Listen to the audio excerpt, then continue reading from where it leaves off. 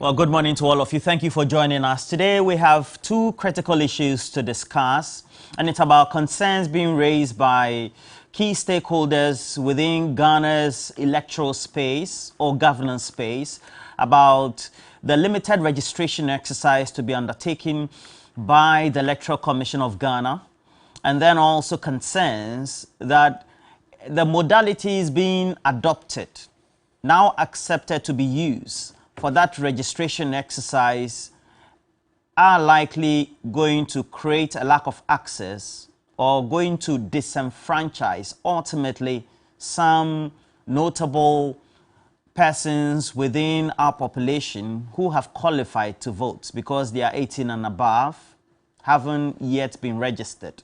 Because for each constituency, the Electoral Commission is designating what it calls its office, its main office, or if you like, its district office in that constituency to be used as the point of registration.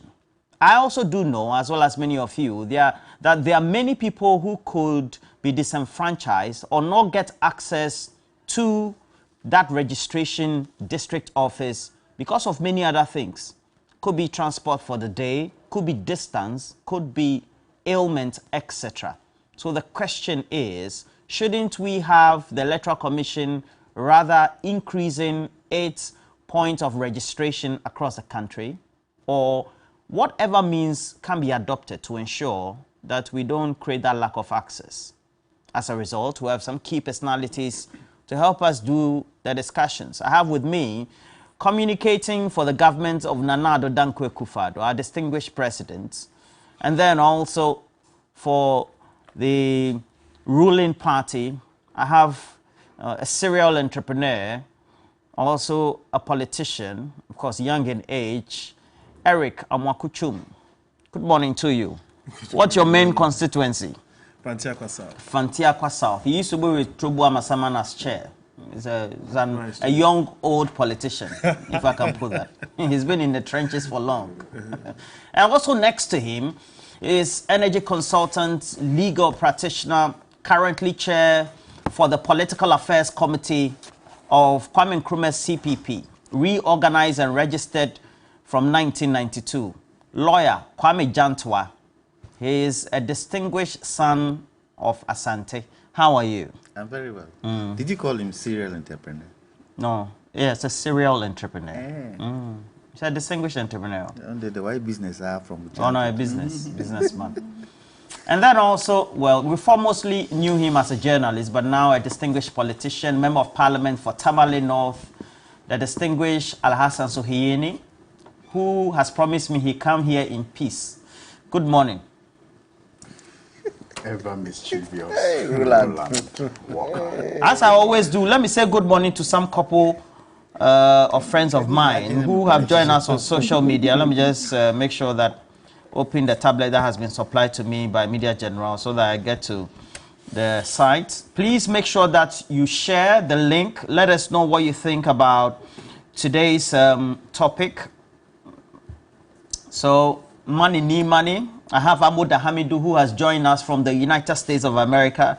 William Beche, you've also joined us. We're grateful. Ras Kotoka, Meshak Anan, Ofanetete, and then Al Hassan Camille. You've Disoso has also joined us. Yabua George. Many of you, I know, these are just pseudonyms. They are not your real names. Akosia Jibodi has also joined us. Atoli Hemas. Good morning. Abochi Samuel.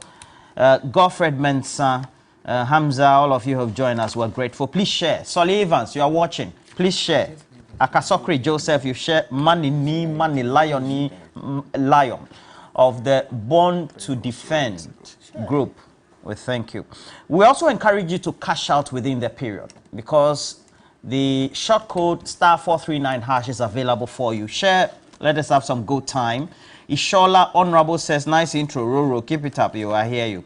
Now, let's get into the groove. Let's do the introduction of the promo as commissioned by the Electoral Commission and some concerns that will be raised by Martin Amidu that will play later. But first, the promo, and then later we'll call for the Martin Amidu insert. Please, I said Martin Pebu to be more precise. 2023. Commission is making preparations for voters' registration exercise from 12 September to 2nd October 2023 to enable citizens who have turned 18 years or persons who have not previously registered to visit the EC office in their district and register as a voter ahead of the upcoming district level elections 2023. The registration exercise is in line with the Commission's mandate to compile the register of voters and revise it at such periods as may be determined by law. Every eligible Ghanaian should visit the EC office in their district and present their Ghana card or passport for inclusion in the voters register. Applicants who do not have a Ghana card or passport are required to bring 2 persons who are already registered voters to guarantee their registration. Do not register again if you have lost your voter ID card. Replacement of voter ID cards will start from 3rd October 2023 after the registration exercise. Transfer of votes will also be done from 3rd October to 9th October 2023. It is a criminal offense for a guarantor to guarantee for more than 10 people, non-Ghanaians and persons who are not 18 years of age. Guarantors who violate this provision will be prosecuted. The voters' registration exercise is part of efforts to ensure credible, transparent and peaceful elections in Ghana. Register to vote. At least about 3 million of our citizens live on less than 24 Ghana cedis a day. Poverty is so high. So it beggars believe that it can come out with a registration process that says that go to the district offices of the EC. Some of them long distances, long. I think one day somebody was showing that one of the distances over 100 kilometers. All right, it's not possible. So perhaps minimum, even if the EC cannot do for all, then the longer ones, perhaps they will start with those ones and bridge. Okay. Open more offices for registration in those ones. So something can be done, but it certainly cannot be registration in only the district offices of the EC. So it's good that citizens are engaging. Yes, because Article 45 says that the EC should expand, should have programs to expand the voters register. Right. So Article 45 says that it should register people to vote in an election. So don't do it in a manner that will suppress votes. Right. No. This conduct by the EC smacks of voter suppression.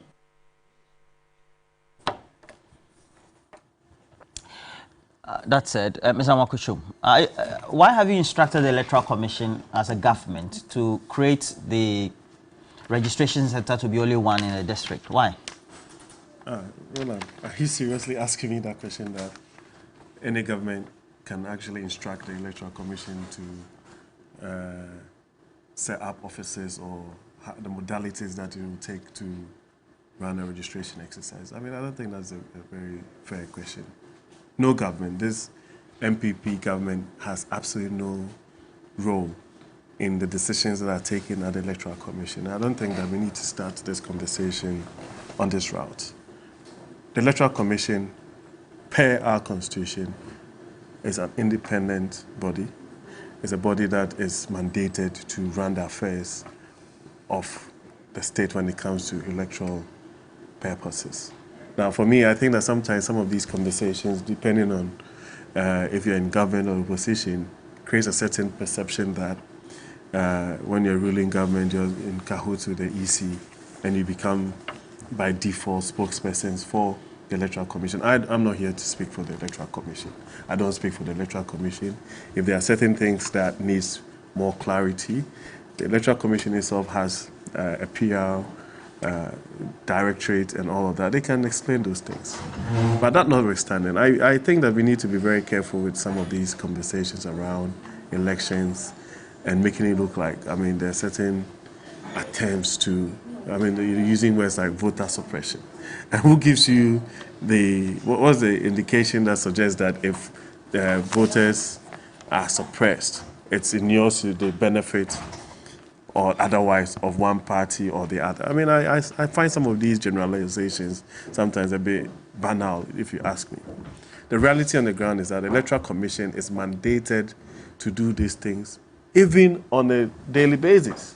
The law that actually sets up the Electoral Commission suggests that at every point in time, if any citizen of this country turns 18 or decides that whatever point it is that they so wish, decides to go on a roll, has the right to do so.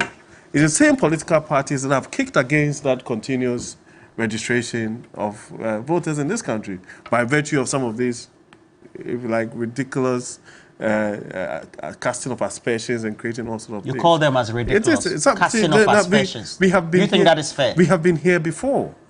And sometimes when we have these conversations, if you're not careful, you'd go back and make, if you like, references and come up with examples of things that have happened in the past.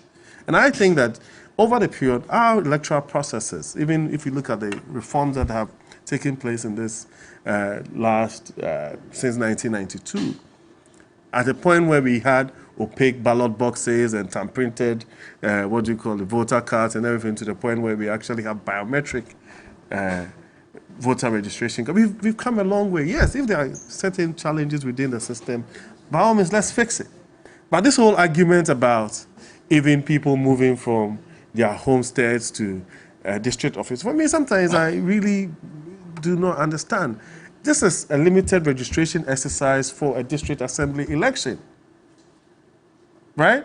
And so I believe strongly that even with all the things that have been done with the NIA card and the trying to probably find a common ground to see how this can be merged to create like a proper voter identification system, I'm sure that we would get there. But for anybody to suggest that there's a certain instruction there's from no grant government, but the thing, how is it going to benefit anyone? Let's say, for instance, we all know in this country that all political parties will have certain strongholds. How does that benefit MPP, for example, if there's voter suppression in our stronghold? It doesn't make any sense politically to anybody. Of course not. So if there are specific issues, for me, I believe that the integrity of the voter roll is more important than anything. It's sacrosanct. That's what you believe. That speaks to the sovereignty of every nation. So the persons that will find themselves in that role should by all means be Ghanaians. And so sometimes this whole argument that we need to, I've never even understood this whole concept of, and these are some of the challenges that we are facing, this whole concept of people vouching for others. Right? No proper civilized democracy actually does that you go and stand in a queue and 3, 4, 5, 7, 10 people are coming as one person. You mean the guarantor system? The guarantor system. And this person says, Suhuyini can get on the roll because I can vouch for him, but Eric Chum cannot get, or Kwame Jantua cannot get. What kind of system is that? We have gotten to the point where with the advent of technology and the things that is open to us, we can be able to sanitize the role and make sure that persons that find themselves in that particular register are supposed to be there.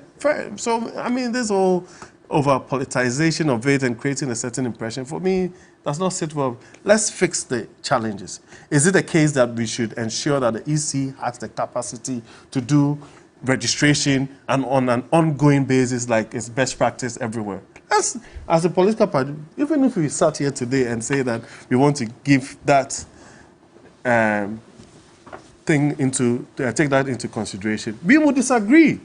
Because you know what we do? We are saying that even when the EC is doing registration, you have to have political party agents and representation there. So are you going to have politicians or political or operatives or agents sitting in the EC office to make sure that every day that somebody turns 18 and they walk into an EC office, a politician or a political operative should be there? So we have to be minded by some of these things. And these are practical, logistical challenges. And so we can use that. So there's this conversation about the NIA, for example. If you go through a rigorous, stringent means of ensuring that persons who are holding NIA cards as Ghanaians are able to we find a way of transferring them onto a voter roll, so be it. We might have challenges going from, you have certain persons by dint of where they find themselves being probably disadvantaged. But what is the best way to ensure that the integrity of the electoral roll is there, and that the persons who find themselves on the roll are people who are supposed to be there, and they are all going there to to do a civic responsibility to vote for whoever becomes a government in this country. That's what we are talking about. So for me, you can go and sue the Electoral Commission, you can do all of those things. Are they doing anything that is either illegal or is against the Constitution? When they go to court, the court will decide. So, Hini, if you do a recollection of 2020, it was within COVID. We were told that borders were supposed to be closed. And so, while we say that the independence of the Electoral Commission is assured, we also had actions undertaken by the executive in the name of COVID. Now, that is where the issues have always been around the Electoral Commission, about its intent. The thing is that technology is there. It can be used. It's the intent of the structures of the executive and the other organs of government that have created a mistrust to the point where we even have CODEO, which for its existence for several years has been the mainstay of monitoring elections with great experienced people, raising concerns that the way you're going about the current registration has been the same old issue that will bring mistrust. Is that not the case? Roland, I, to a very large extent, agree with you, but permit me to start on an unexpected note. I haven't been on live TV for over 40 days now, and this is because I lost my beloved mother on 25th July. Our condolences. And thank you. And we had the 3 days funeral. We did 7 days Adwa, and we did the 40 days just restricted to family only last week Friday. And I want to take this opportunity to thank all those who took time out of their busy schedules to mourn with the family. My special gratitude goes to the former president, His Excellency John Dramani Mahama, and family, especially his brother and wife, Ibrahim Mahama and Mrs. Lordina Mahama. I also thank the leadership of Parliament, both the minority and the majority side, and my colleague MPs who were there in these very difficult times, ministers of state who also made time to mourn with us. And I also wish to thank the Royal Majesty, Yana, forgive me, Yana Bukari, Yana, and our revered chiefs. I also wish to thank the Overlord of the Nanong and chiefs, our imams, my friends, and the rank and file of all the political parties, especially the National Democratic Congress. Their support, their show of concern, and everything that they did helped the family to endure this very difficult time. And it is our prayer that our mother and all our loved ones who have departed this earth will find rest in the bosom of our Maker. May Allah subhanahu wa ta'ala grant them Jannatul Firdaus. And today also happens to be the birthday of the Member of Parliament for Tamale South, my big brother, Haruna Idrisu. And he was a pillar, especially at the time that we performed this funeral. And he's always been. And I wish to take this opportunity to wish him a very, very happy birthday. And may God continue to guide and clear his path. And we pray that all his heart desires will be granted by the good Lord. Happy birthday to Honorable Haruna Idrisu. Now, Roland, I said I agree with you to a very large extent because some of the actions that the Electoral Commission has taken, especially under the leadership of Madam Jane Mensah, leaves much to be desired. And in this discussion, I would want us to focus on a couple of things.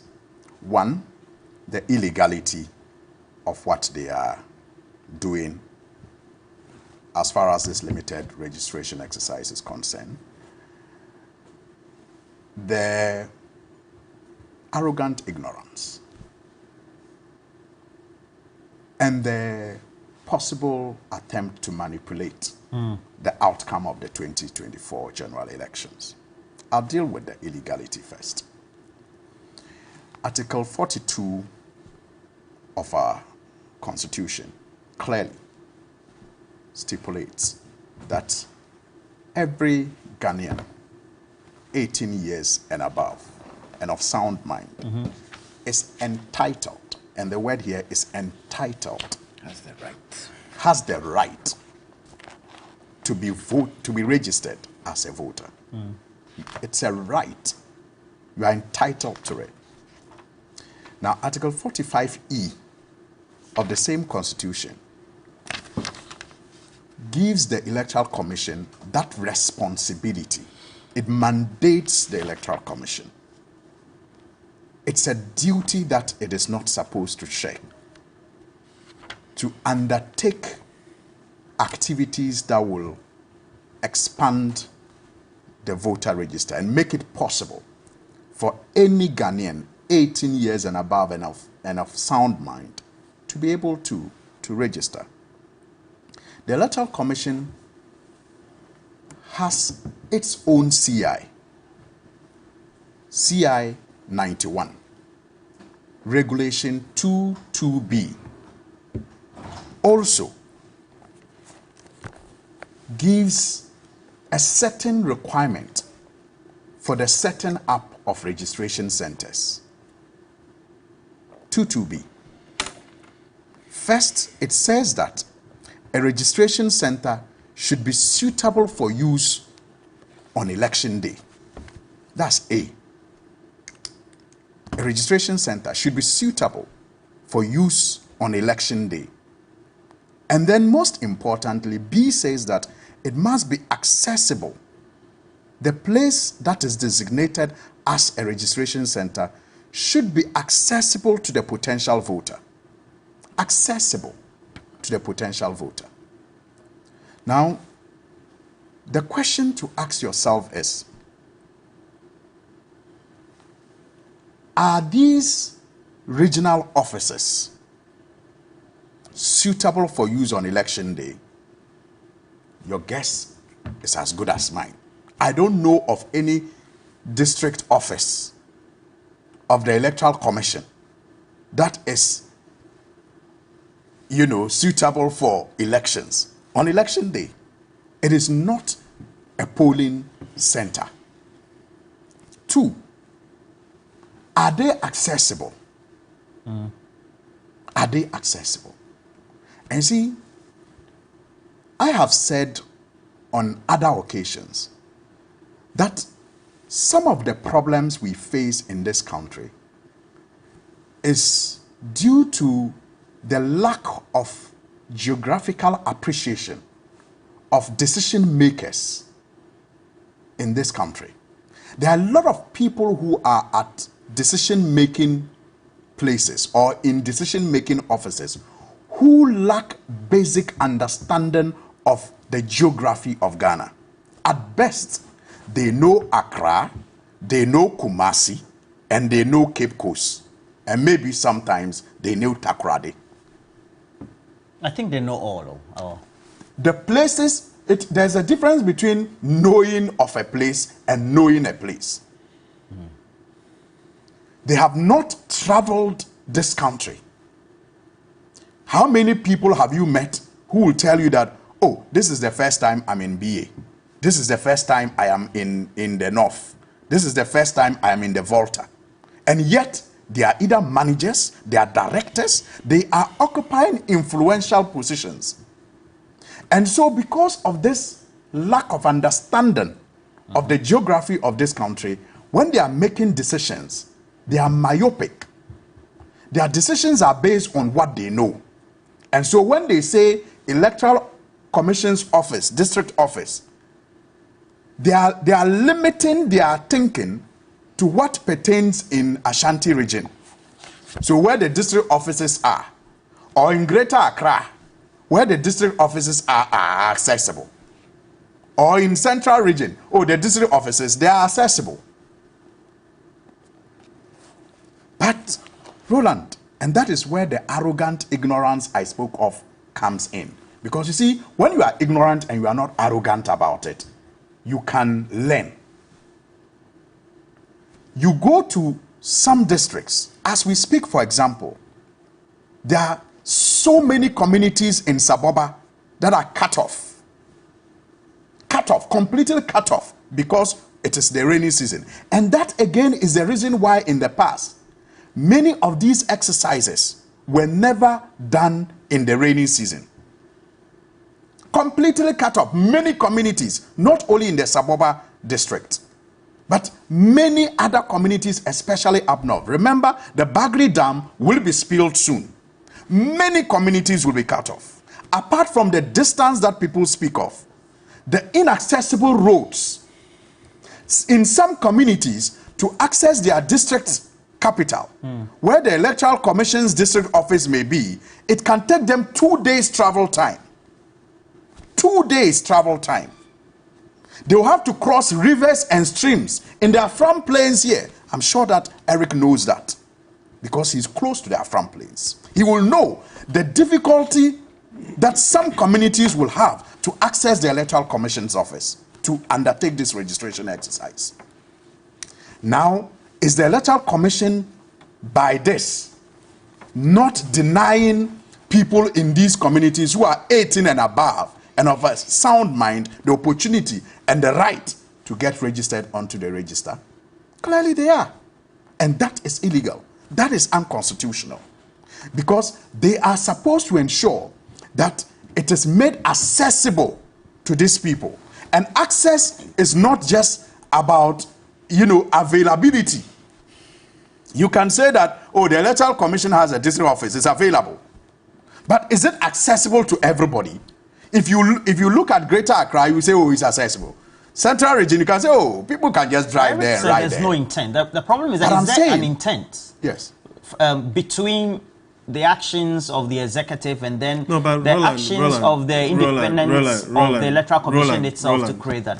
I'll get there. How does the executive come into this? I'll get there, Roland. That's why I said. That's why I asked the question. There's no intent. That's why I'm saying that there's the illegal aspect of this exercise. There's the arrogant ignorance aspect of this, conversation, and there's the possible manipulation aspect of this exercise. So I'm saying that if you look at these district offices, clearly, if you have a basic understanding of the geography of this country, you will not say that all Electoral Commission district offices are accessible to the people. And that goes against, 22B, Regulation 22B of CI 91. And so, Roland, because these facts should not be lost on the entire leadership of the Electoral Commission, you will begin to wonder why then will they want to undertake this exercise in this manner? That's the question you will ask yourself, because it is so basic that they should know that limiting registration to the district offices will deny a lot of people from registering. And Roland, apart from the fact that this is a rainy season, many communities are cut out, apart from the distances that people have to travel to get to some district offices, you should also not forget that since 2020, we have not done a limited registration exercise. So you have a backlog of about 2 years. Now, in 2020, when we did limited registration exercise, we had limited registration exercise in 2019. And we did limited registration exercise in 2020. No, it was a full registration. Yeah, full registration. It's a complete registration. There was a limited registration exercise. Before the main registration. Yes, before the major. And at that time, we opened 1,500 polling centers. The same Electoral Commission opened 1,500 registration centers in 2020, when they did not have the backlog that we have now. So why on earth will the Electoral Commission, expecting to register more people rather this time, limit the registration centers or reduce it from 1,500 in 2020 to only 256. Why? Well, and that is where the answer to the question leads you to no other conclusion rather than an attempt to manipulate the exercise to favor, you know, one political party.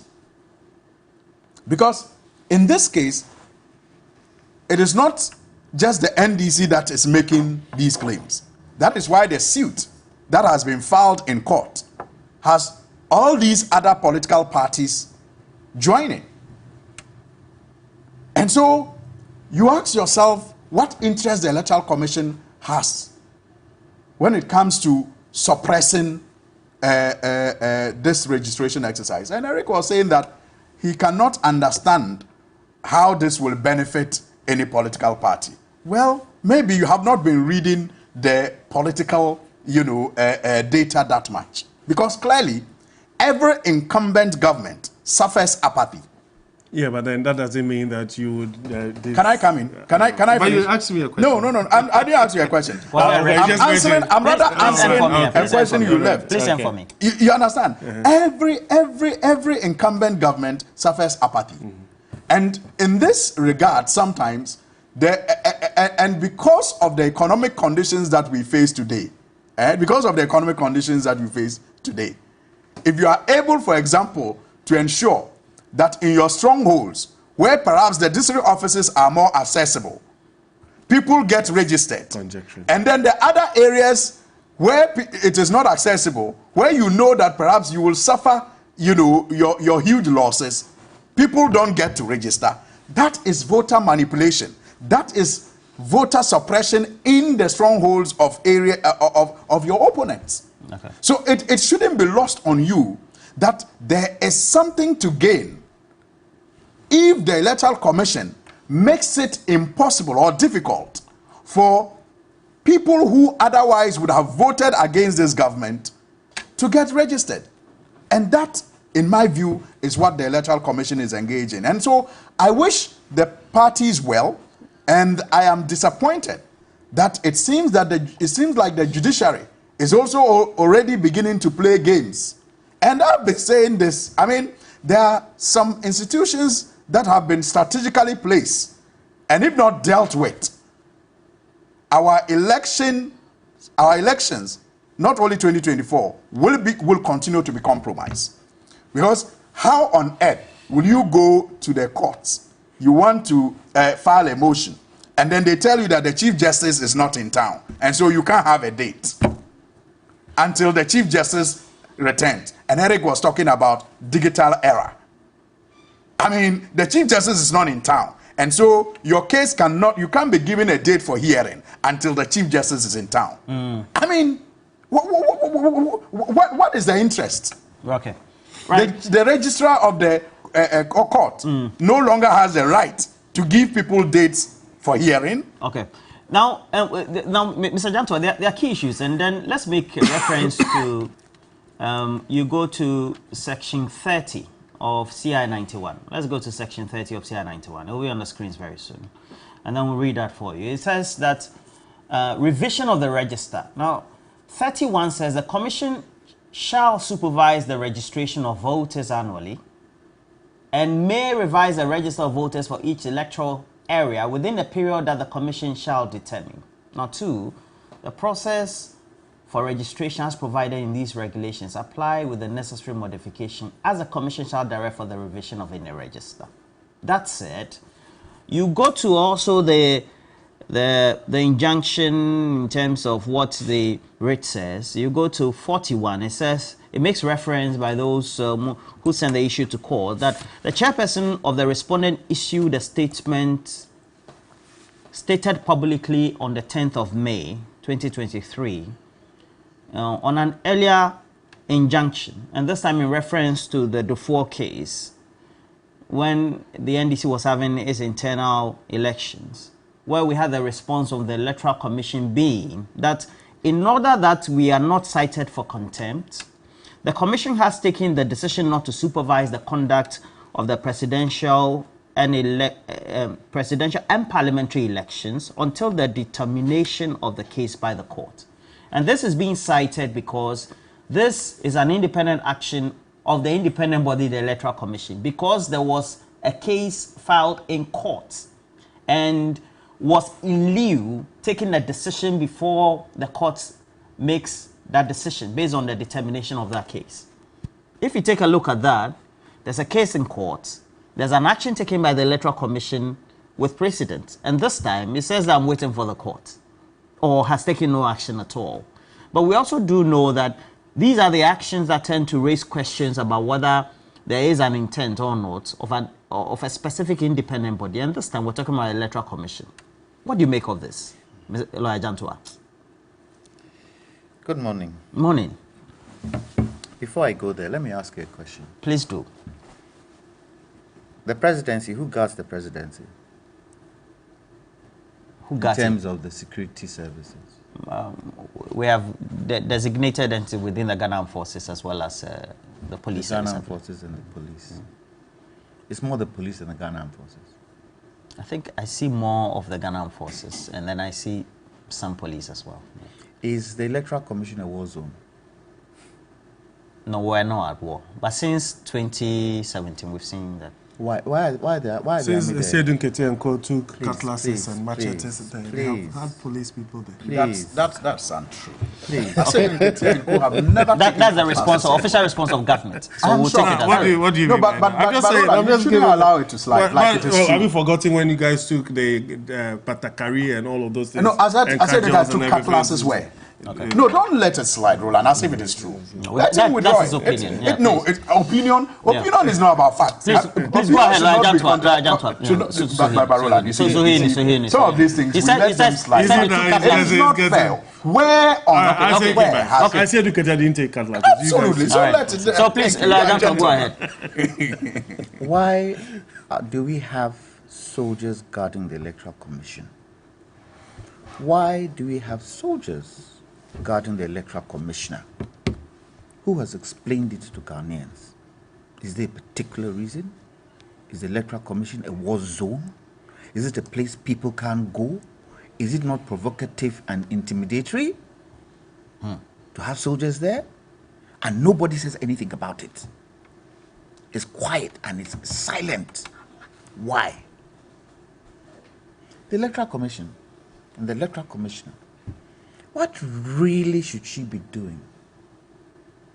Is she not an individual who should be bringing people together? Without political parties, does the Electoral Commission stand? Ideally. So shouldn't she be the one who should make sure that she can jaw and bring people together? But no, there is a stance. Now, Roland, tell me, what's the reason why the Electoral Commission is sticking to this particular issue of having it in the district offices? Why? What reason have they given us? Their independence. Oh, their independence. They should give us a reason why. If political parties are saying, no, this is X, this is Y, so tell us why you still want to have it in the district offices. And that is where the conjecture comes that you're trying to do something untoward. Because you can't even explain to us why you want to hold the elections in the district office. Look, the registration. The crux of this particular issue, the principle of it is in Article 42 of the Constitution, where it states, every citizen of Ghana of 18 years of age or above and of sound mind has the right to vote and is entitled to be registered as a vote for the purposes of public elections and referenda. What does that mean? No one Ghanaian can be disenfranchised. No one Ghanaian. So, if all the issues are being told, and yes, some of us, we've traveled the country because of politics. And sometimes even to get your party members to come to a central point. It takes a lot of mobilization. It takes a lot of mobilization and it takes a lot of planning. That's true.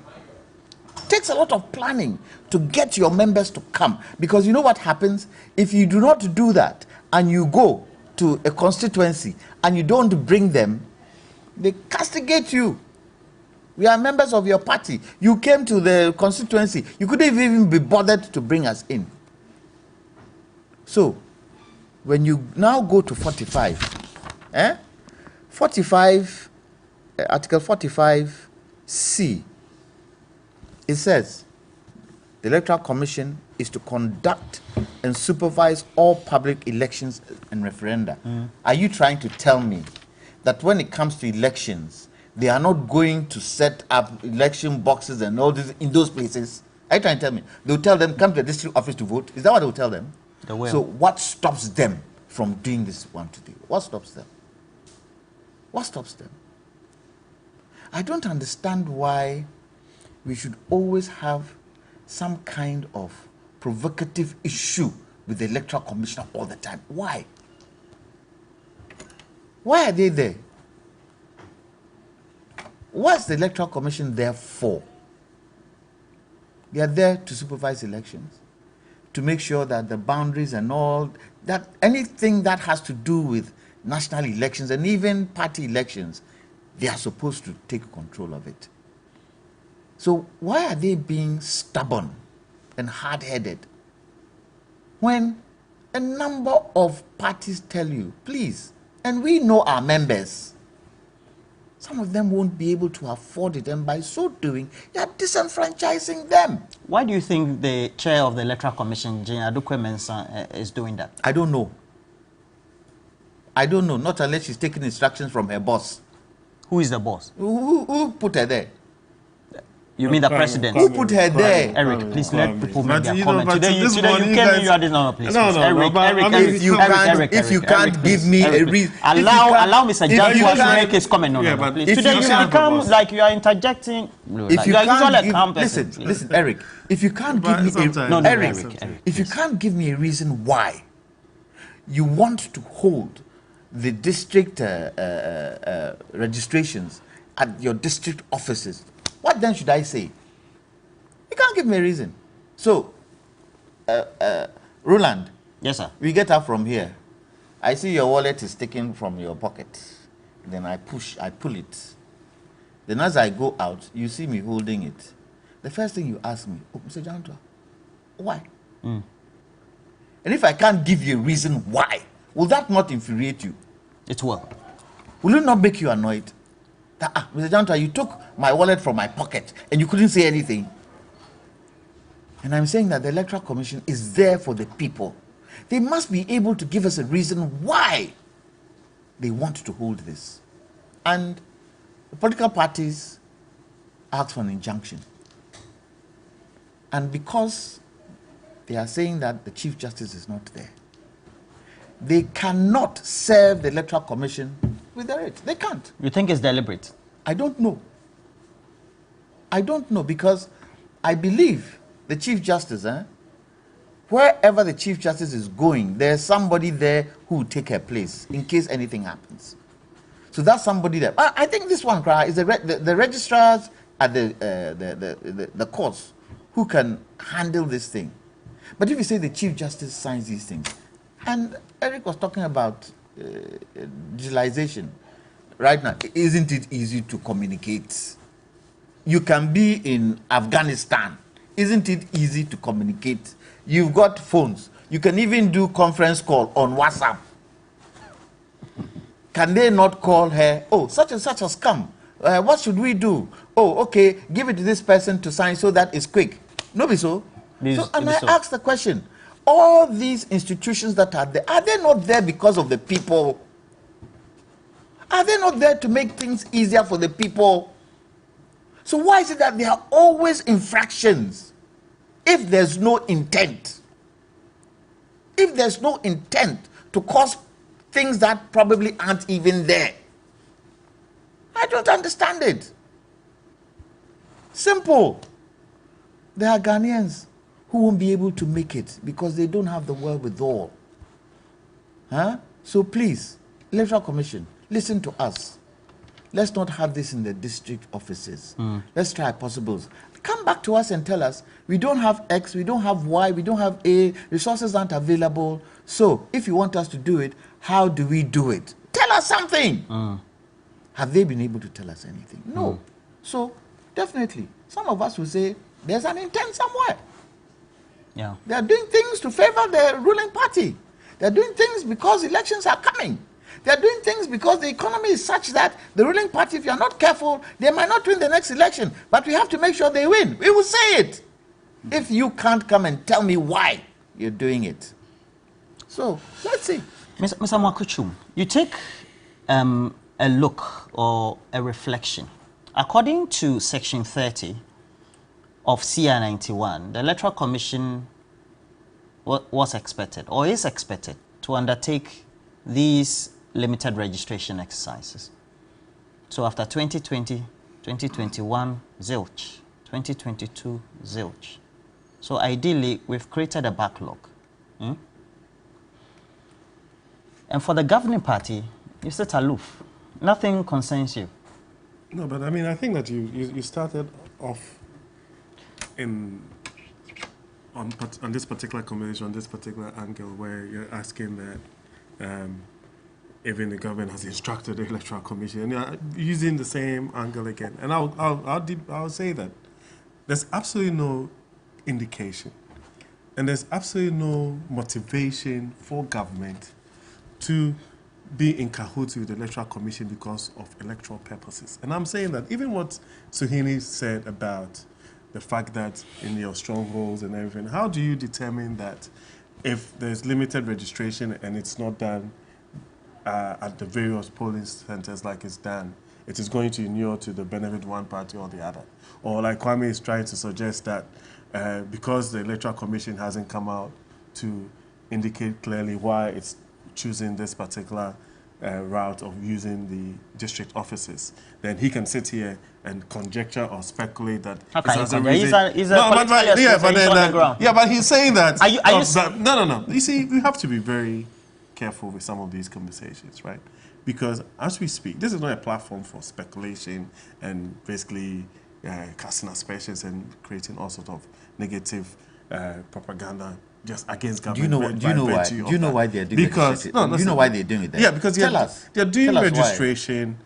For the district assembly elections apparently, right? That's what they are doing registration and for people to have their names in the voters register. To vote, because people may register and decide not to vote in the point is that, but the point is that, one, we have to also take it one by one. The elections in 2024, is that not the case? The Electoral Commission at every point in time during run up to any election would open up the register again for people to come and register.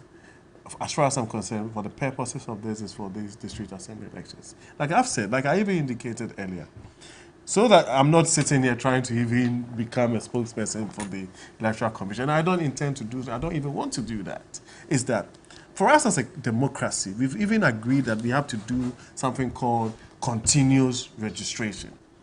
And that continuous registration means that if someone turns 18 today, they should be able to walk into the offices of the Electoral Commission or by any means that is available to them to get their names on the roll. Right? And for me, we can do all the politicking and do all the things that we want. If we do not get to a point where we are trusting each other enough and get to a system that will ensure that at every point in time, we don't even have to go into this whole idea of limited registration exercise because it's ridiculous. In terms of best practice, it doesn't happen anywhere. Right? That you turn 18, you're on the roll. Right? And we know that from time immemorial, we had challenges with data. And we've agreed as a country that we want to go through a system where we have a national identification card. Now, young kids that are born today would even be able to find themselves on a national ID system, and that you graduate all the way to 18, and then automatically, as time goes on, that becomes a basis for you to be able to go and cast it. That is where we are going. So yes, in times past, we've had issues, we've had challenges. It doesn't mean that we should stick to the old ways where it's giving us issues in the past because people are Aren't doing... you conflicting the issues? No, I'm not conflicting anything. You're talking about the process of using... I'm saying that. I'm not conflicting anything. Card. I'm saying that. We're talking we've about... gone through... Listen, we're talking about the process of making it accessible. I am saying this same process of the digital platform. I am saying that the EC has made a decision to go through this process using their offices. It has absolutely nothing to do with the MPP government. No, you've made that point. It has nothing to Nobody's do with that. contesting All I am saying as a citizen of this country is that, in my view, and like I even started from So why the aren't they saying onset, anything in my about it? view, Why aren't they saying anything about why it? is nobody saying anything? Why isn't the MPP saying I'm saying about something it? about it. You? Yes. The powers that being called. Yeah, but the party has a position. The party what's the party's has position? representation. That's the official That's the party's position is that the Electoral Commission should be allowed to do whatever constitutionally possible. That doesn't negate or stop the other political parties for using the judicial process to say if they are unhappy with the process. But I'm saying that as a Ghanaian, as a citizen, even the hats that I wear when it comes to this technology and all, I believe strongly that we need to get to a stage where we don't have to go through a limited registration exercise. Eric, we haven't gotten to that stage yet. Yeah, So but that is my view. That is my view, right? But there's no motivation from any contest in government to stop people from coming on the roll because it doesn't inure to anybody's benefit. Right? And so if we want to have a situation where, like you're saying, I even indicated that the Electoral Commission itself has a PR body. And those ones, when I said that, you ignored it. It has a PR directorate. They should be more engaged. They should be telling us the reasons why. Are they? But why are you now inviting me to talk about it? All I'm saying is that we do not have any motivation to be in cahoots with the ruling party, the Electoral Commission in terms of what they do. If there are issues, the political parties that have gone to court are Ghanaians. They have every right to go and go through the process. But we have to have a certain modicum of principle. You are talking about people who have no appreciation of geography in this country. I will use my constituency as an example. And the issues to do with gerrymandering and all of those. You see, sometimes when we are not careful, for us as political people, if you're not careful, we do this back and forth, and people call that equalization, right? Let me tell you something. In my constituency, Fantiakwa South, you have to go through from Osino, you have to go through another constituency, Ebuakwa North, go through Fantiakwa North, to go to certain parts of my constituency.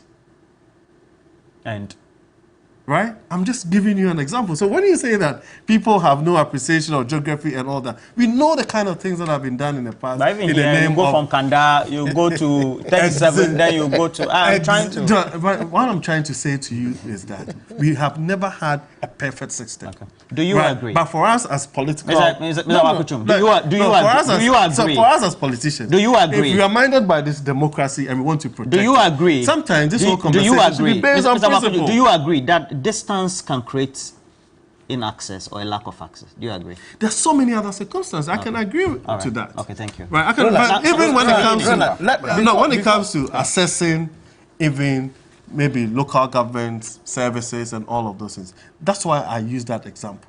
That there's somebody in Hiamenchine or Abokobi or Abodobi who has to come through another district office to come to a district office in Osino.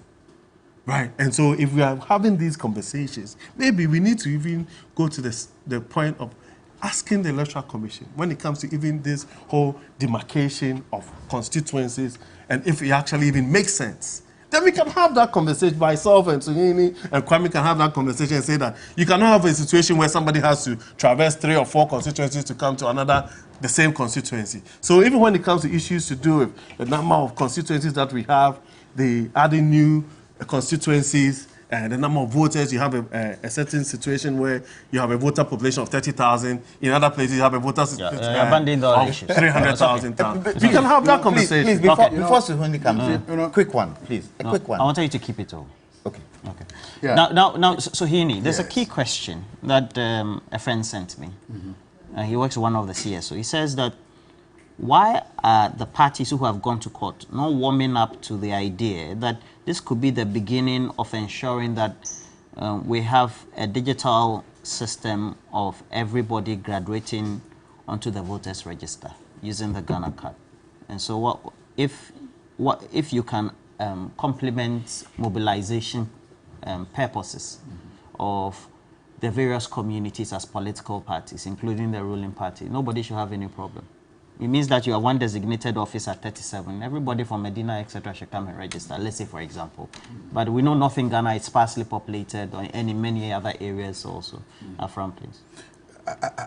I don't really understand the drift. question. Yeah, Okay. I don't get the drift. But let me look at, you know, some of the issues that have been raised, especially by Eric. You see, voter suppression has a way of, you know, manifesting, impacting certain demographics in our society.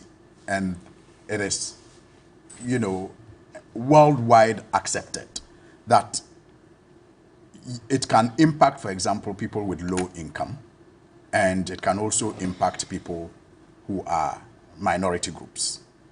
And if you look at the operations of the Electoral Commission, especially since Jane Mensah was appointed, it is clear that she has been engaged in those tactics. That is why, for the longest time, the EC could not even undertake this limited registration exercise because the agenda was to use the Ghana card, knowing very well that majority of minority groups and people with low income did not have the Ghana card. So the intention was to exclude these people from being part of our voting or, you know, elections in this country. It's also real that if we have a policy agenda, we can get everybody on the Ghana card, and we can use the Ghana card to be the right of choice to vote. Absolutely. The NDC has never been against the possibility of using the Ghana card to vote in future. The NDC has never been against it. What the NDC has always consistently said is that let us get the registration exercise right. Registration of Ghana card right, and let's complete that exercise. Once we complete that exercise, where we are assured that over or about 90% of Ghanaians have the Ghana card, then you can begin to make it the only requirement to access the voters register. But at this stage, where the NIA is, you know, doesn't even know what it is doing in most cases, you don't make it the only requirement, especially when you deploy more machines, more registration centers to particular regions that are politically noted to vote in a certain way. I mean, it clearly tells you that there is a grand agenda. Now, Eric again says that there's no grand agenda. I mean, who appointed this electoral commissioner? And it's not just, that's what I haven't finished. And it's not just, I haven't finished. And it's not just about who appointed her, but how was she appointed? What happened? Let's not forget the context. Let's not forget the context of her appointment. Again, who is the commander-in-chief of the Ghana Armed Forces? Who decides who gets military escort? Even the speaker was denied military escort. The number 3 gentleman was denied military escort. We're all in this country. They were withdrawn. But who is the commander-in-chief and who determines who gets military escorts? Okay. Is it not the president?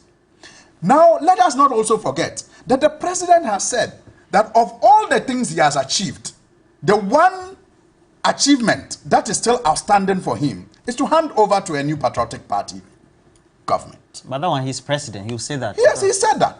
That it is that of all the things he has done, one outstanding achievement he's determined to do is to hand over to a new patriotic party, you know, when he's handing over. And so when you see it walking like a duck and quacking like a duck, and you deny that it is a duck, then it's up to you.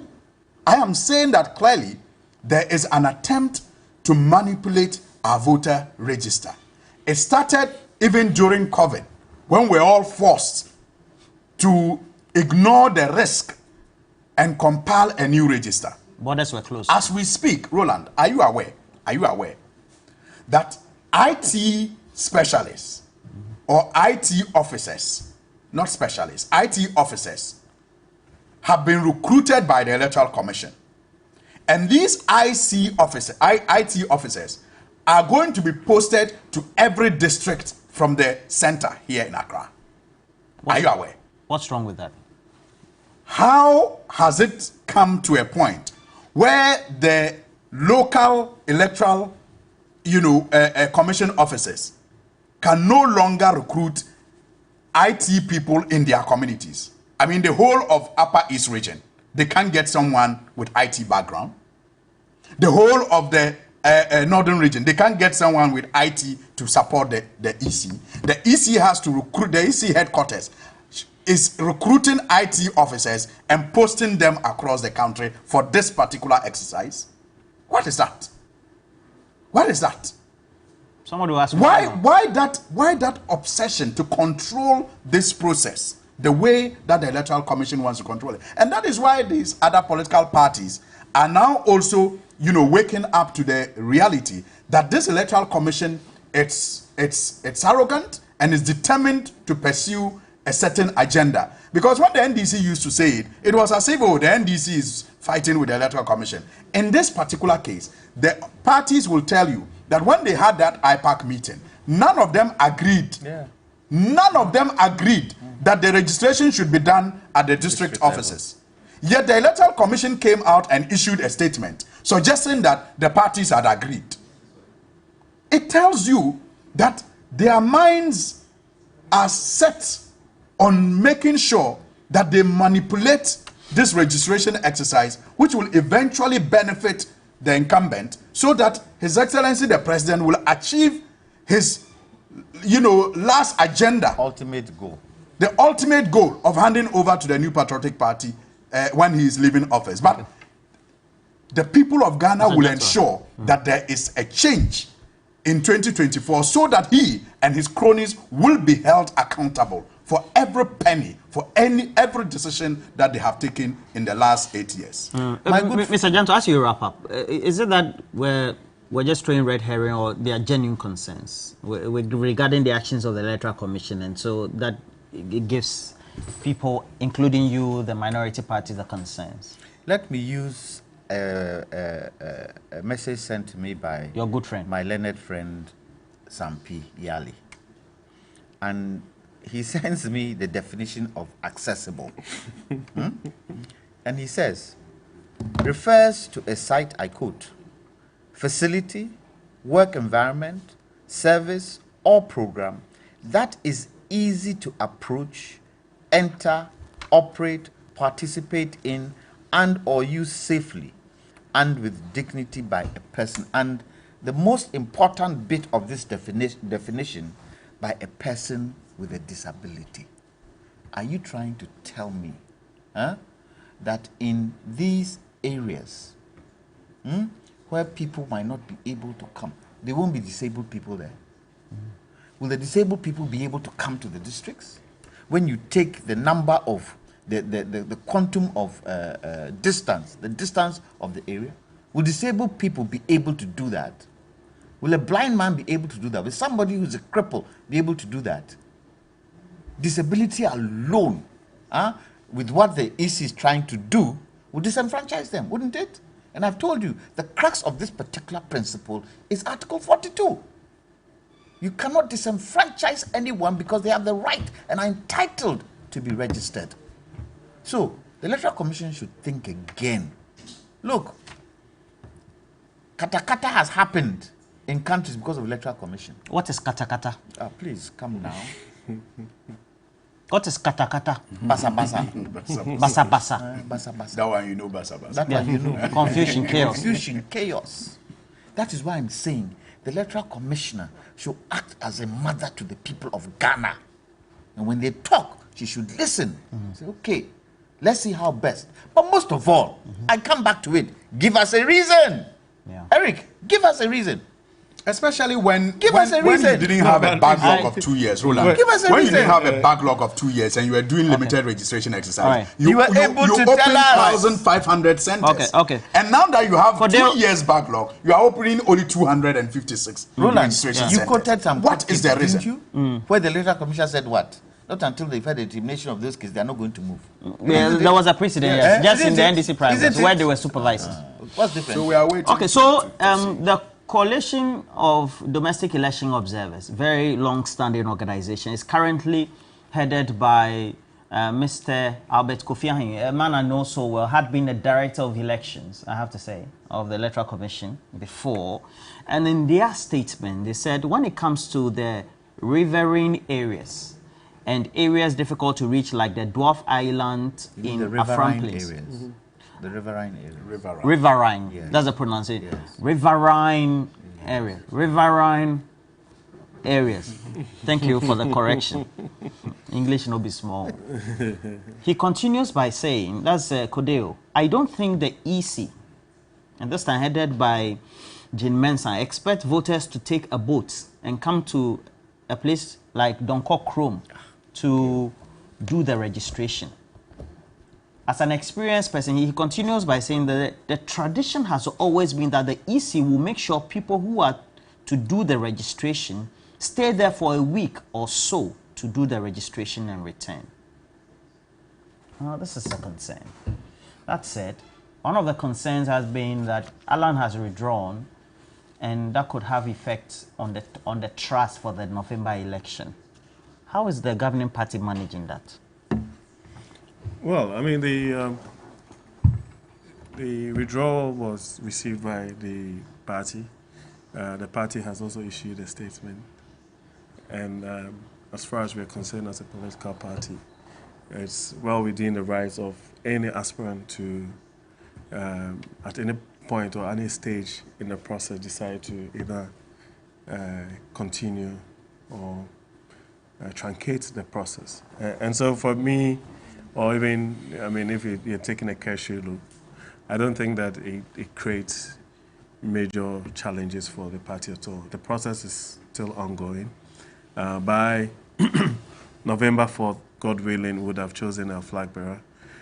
This whole conversation around withdrawal and the reasons that were adduced is where maybe as a political party we have a problem with. I mean, I think that certain reasons were given as a reason for the withdrawal.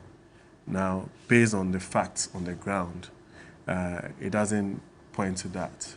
But for me, I've always maintained that we are a very competitive political party. And when it comes to processes like this, especially in an internal contest like we have in the New Patriotic Party, the stakes are always high. And when you lose an election, the emotions are also extremely raw. And for me, I feel that we need to give some time for this thing to simmer. I honestly believe that, cool heads would prevail. The party would emerge stronger. I also know that there are lessons that has to be learned from this thing. Now, it's also very clear and obvious that the vice president is going to win this election. It was, he had to be in a different planet not to appreciate the fact that this election was going to be won by the vice president. It's overwhelming endorsement. Say that again. I didn't hear you. I'm saying that the vice president, Dr. Mahmoud Bawumia, would win the primaries. Would be. You mean it was already? It's in the works. So you have to. So that's why Alan resigned. No, I'm not saying that. I'm just saying. So what are you saying? I'm telling you that the man has withdrawn, and the party has taken that in good faith. We believe that the reasons that he adduced are probably not tenable. However, the party has also gone on to even say that some of the things that were said are going to be investigated. The disciplinary committee has been tasked to undertake that particular job. And I think that it will come out. And this party will emerge stronger. We've gone through even worse cycles in the past, and we've been able to emerge. But I'm saying that as we speak, the vice president is in the forefront and is in the pole position to win these primaries. Bring everybody on board. All the various aspirants and all the various supporters of other aspirants will come on board to prosecute an agenda to win 2024 so that we can continue with the developmental trajectory that we are on. That is, for me, is the key. Okay. I can just give you 2 minutes on this. Since you are just an ex-official observer. 2 minutes, please. 120 seconds. You know, Roland, my disappointment in Alan on this move is that he seemed to have learned nothing, especially he seemed not to have known that Nana Akufo-Addo forgets nothing that is politically important to him. Oh, how? I mean, clearly, he should have known the mafia that he was coming up against. His reaction suggests to me that he didn't anticipate what, he faced during the first round of the elections. And that, to me, is disappointing because a politician of his caliber should have anticipated even worse and prepared, especially with the opponent that he had in Nana Akufo-Addo. Look, Roland, I heard the president before the elections, as usual, contradict himself when he sought to say that he had no favorite in the race. Did you listen to him very well? Yes, I did. So did you hear him after, speaking eloquently about how he had no favorite? He ended up by criticizing those who were distancing themselves from his record. Did you listen to him? So you have no favorites, but you criticize those in the race who are distancing themselves from your record. And we all know that in the race, the only person who had no choice but to defend your record was your running mate. And so you criticize all those who had risen to distance themselves from your record, but you praise the person, or without even praising, but it is clear that that's your favorite. The one who is extolling your virtues and defending your record is your favorite. And so clearly, and the president has hijacked the NPP. Oh, how? He clearly has control. In fact, he hijacked the NPP even when President Kufuor was president. And anybody who doesn't know this, then has not been following our politics that well. He hijacked the NPP when he was not even president. And as president, he has entrenched his hold on the party. And so to upstage him, Alan should have been better prepared. And that, for me, is my disappointment, because Nana Akufo-Addo was not going to give it to him on a silver platter. And he should have known, especially because you faced him. And that same mafia was used against you in Lagos. I mean, when Afoko and others, an attack was staged to create the confusion that inured to the benefit of Nana Akufo-Addo. So I am really, really disappointed, because the leadership of the party is in the pocket of the president. And so Alan should have, anticipated the challenges that he is facing and appropriately, plan to overcome those, instead of just allowing those to kill his ambition of leading the new patriotic party. I'm not surprised at all. Mr. Gentleman, someone will say that for opposition parties, with the leadership of the party, ruling party problems, just a minute. Why? Are they not ruling the country? The decisions they take don't affect all of us. But let me tell you something. The president has checked out. Oh, yes, he has. He's checked out. Yeah. No, he'll be checking out. I said he's checked out. On January 7, 2025. I said the president has checked out. He says he's waiting for a new leader. He said he's waiting for a new leader. He's just enjoying the largesse until a new leader. He's waiting for a new leader. Now, let me tell you. Don't expect any. For me, let me tell you the cracks. Let me tell you the cracks. Unlike the previous leader who said, "I will fix it." Let me tell you the cracks. He says, "I'm waiting for a new leader." Let me tell you the cracks of these guys, they came from the same. Alan's statement. Before they got here. Alan's, no, can I have a minute? I haven't seen him in some time. He says in the statement, the question I keep asking myself is, how did we get here as a party in the first place? And how far are we prepared to tread on this dangerous path to self-destruction? Yes. Yes. Roland. And please, and I keep saying this, people don't listen, parties don't listen. Learn from the CPP. Learn from the CPP. You build it around a personality. Where we are today. Where we are today. You let one person have too much control of your party. All right, Master Planner Junior Kintampo says Honorable Suhuyini should rather be disappointed in Dr. Dufour when he withdrew from the NDC presidential race after the sabotage and mafia they did to him. Dr. Bawumia is winning the base. based on his strength and loyalty to the party. Master Planner Junior Kintampo. That said, we also have Triddles. Triddles says the Electoral Commission led by Jim Mensah should be very careful not to plunge the country into chaos. And then also we have some PL. He says, just check that Mr. Hiagba and Deputy General of General Secretary of the MPPA are all from the Dankwa Institute. Okay, so he's insinuating that there is an agenda. The party is in the man's pocket. And then also I have Amoda Hamidu. Jim Mensah wants to cause katakata. As Lawyer Janto has said, for once we should listen to the plight of Ghanaians. Good morning. Roland, remind the EC that this was the same way they tried, and then there were gunshots in Tamale, meaning anything can happen when the pressure comes to EC offices when we don't have many of them. We have this one from Pukwasi Benghazi. MPP member Sialan's withdrawal from their presidential aspirant race has affected the party in a negative way. The question is, what did they do to him? And then we have more. We have this one from Chief Mante. Jim Mensah is not behaving like a woman. Okay, how do women behave? Motherly, okay. Loving. Musa Abatwaina Swanse. Today is Friday and it's a spiritual day for we the Muslim. I'm using this day to request for inflated. Okay, you said prayers for John Dramani Mahama. Now, I have a couple more. Ken from Medina says,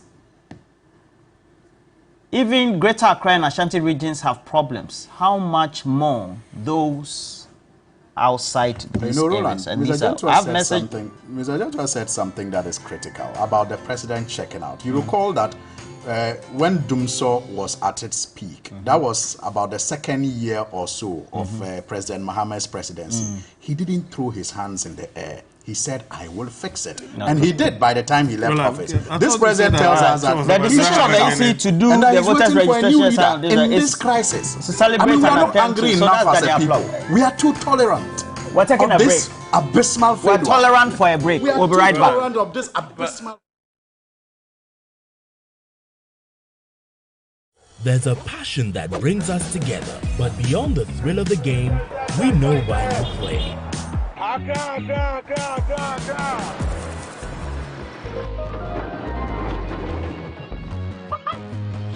Hey, come on!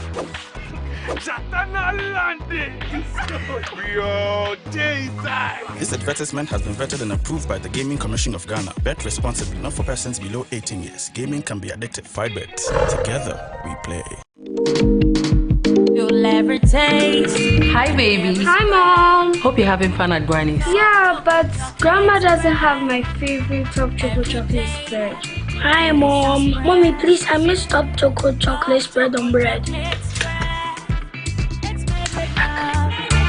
Tasty too. Made just for you and me. Choco, it's chocolate choco. It's chocolate choco. It's chocolate choco. Top choco. It's chocolate. Surprise children. Yay! It's chocolate choco. Taste of chocolate. This advert is FDA approved. Everybody knows Acrobato. And if you know Acrobato, it means you know M-Punch Homeopathic Clinic.